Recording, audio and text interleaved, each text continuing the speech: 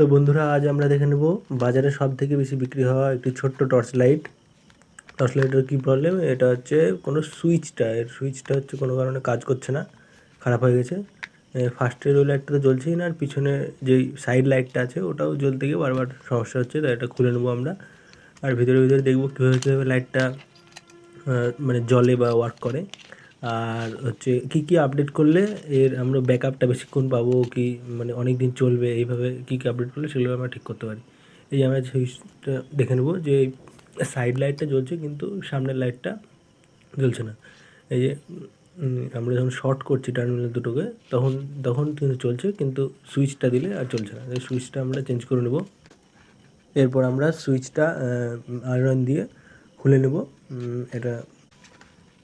এটা সেই পুরনো সুইচটা, এটা হচ্ছে খারাপ হয়ে গেছে।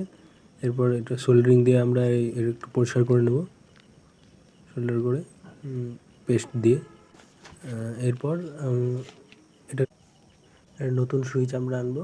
এরপর এখানে হচ্ছে চারটে টার্মিনাল আছে, চারটে টার্মিনাল আমার দরকার নাই, তাই মিডিলের ওই টার্মিনালটাকে আমরা ভেঙে নেব।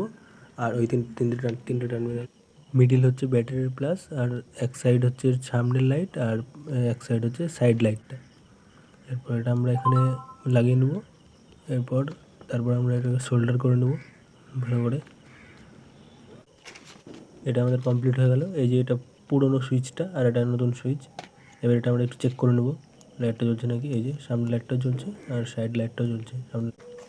আর বোর্ডের কিছু প্রবলেম দেখা দিলে মার্কেটে এরকম সেম বোর্ডও কিনতে পাওয়া যায়। এরকম বোর্ডগুলো পাল্টে নিয়ে আমরা এটাকে ঠিক করতে পারি।